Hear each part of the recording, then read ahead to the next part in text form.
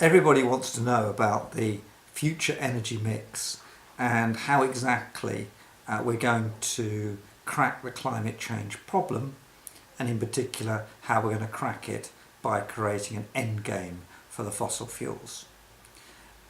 This big set of questions which focus people in the energy policy world and the company world has been given lots of answers. And the usual sort of answer is, oh well, the answer's wind, or the answer's solar, or the answer's nuclear. People always have a particular technology in mind to solve this problem. And that is the wrong way to think about it. If we're serious about phasing out the fossil fuels over this century, then we have to get realistic about what works and what doesn't work, what's going to happen in the fossil fuel world and what's going to happen in the new technology world, and we need to think quite hard about what sort of policy framework would actually deliver the goods. We've had knee-jerk reactions, the Energiewende in Germany, closing nuclear power and making room for building up to 13 gigawatts of new coal. We've had particular pushes for offshore wind and so on, but not much serious thought. And we're all guilty. The analysis is typically short-term. The NGOs campaign relentlessly without thinking through often the economics of what they're suggesting, let alone the politics, and the companies pursue their own interest. So what I'd like to do is first of all take a big picture view. What exactly is the challenge we confront over this century if we're to get out of fossil fuels and address climate change? What exactly will happen in the oil markets going forward, and how will that play out more generally? And then what are the new technologies going to do? What are the opportunities? How are these going to work into the frame? And then I'll turn to think about the policy framework. So let's start with the challenge. It's enormous.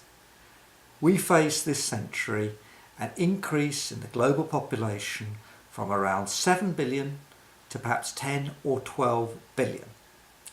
That is more extra people than the entire world population in 1950, again, on top of the 7 billion we already have.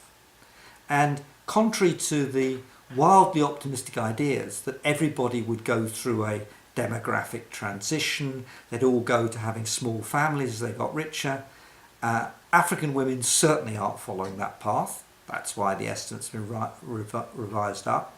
And actually, there's no good reason for thinking as people get richer, they actually will want to have less children. So we've got a huge number of extra people.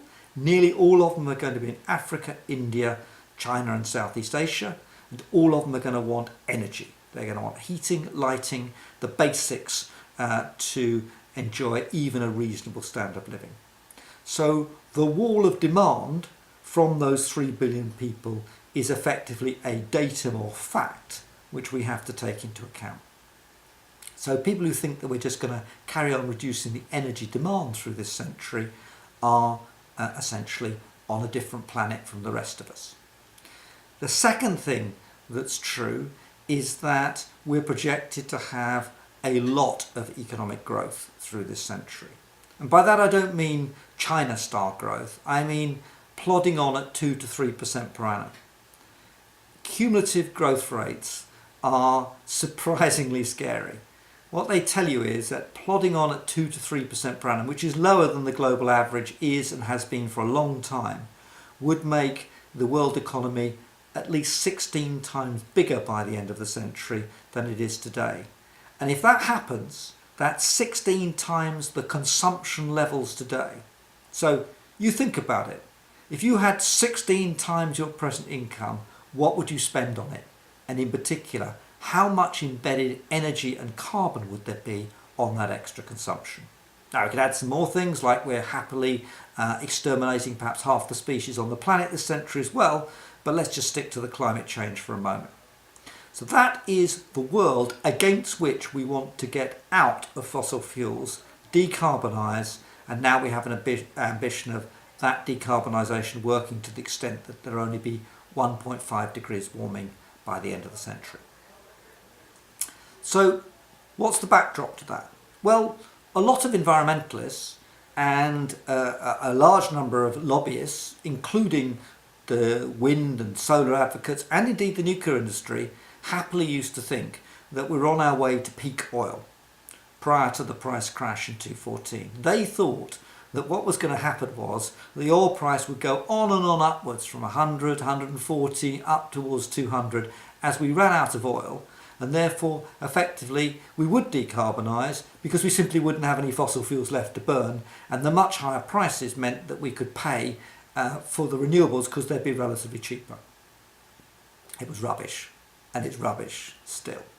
We've got more oil, gas and coal on this Earth's crust than enough to fry the planet several times over. There is superabundance of fossil fuels. So that isn't going to work, and the long-term price of oil will probably carry on going down. I've just finished a book which is coming out in March next year, which suggests a long-run decline in the oil price from its current level, $50, $60 or so, in the autumn of this year. A very, very high price by international standards. Recall that for 100 years, between 1860, 1870 and 1970, the oil price actually fell slowly and continuously, despite 2 world wars, the entire fossil fuel century last year. Why? Because supply responded to demand. And we've got lots of supply to come. We've got Iraq, we've got Iran, we've got lots more from Russia. We've got the spreading of the fracking technology around the world. We've got the US outputs. We've got the sophistication being applied to the Canadian outputs. We've got the African outputs. We've got the South China Sea. We've got tons of the stuff to come. And all the while, the demand for oil is likely to be relatively weak, and that's a low price world. That's the world in which the new technologies have got to compete about. And what are the new technologies? Because the existing technologies aren't going to crack climate change. Not even the PWR nuclear reactor is going to crack climate change. We need new technologies. And the answer here is where we get optimistic. This is a crackable problem. We've got the digitalisation of economies, 3D printing, robots, artificial intelligence, etc. Everything that's digital is electric. And what that means is, as the economies transform more generally with the digital technologies, so too does the energy mix transform towards more and more electricity. And we're going to have electricity for cars and transport too, and we've got new materials to replace some of the petrochemicals coming. Then we've got new ways of generating electricity, not current generation solar, but next generation solar, opening up the light spectrum, using solar film, using graphene, using a whole series of nanotechnologies and others to capture that solar energy. We've got potentially new nukes, we've got small modular nukes, we've got next generation nukes, we've got a lot of geothermal possibilities, and then there's gravity, i.e. hydro, and there's quite a bit of that left as well. But the odds are that it's solar and possibly nuclear which fills these gaps.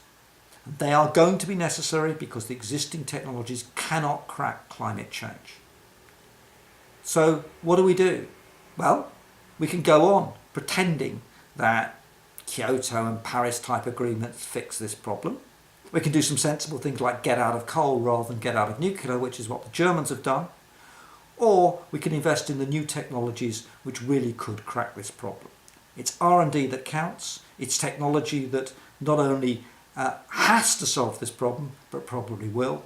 And in that framework, it's our best chance of cracking the overall challenge, which is how to decarbonise with an economy, a world economy with 10 billion people plus consuming vastly more than they currently do. Huge challenge, but there is really no option. We have to try, otherwise we'll fry. Thank you very much.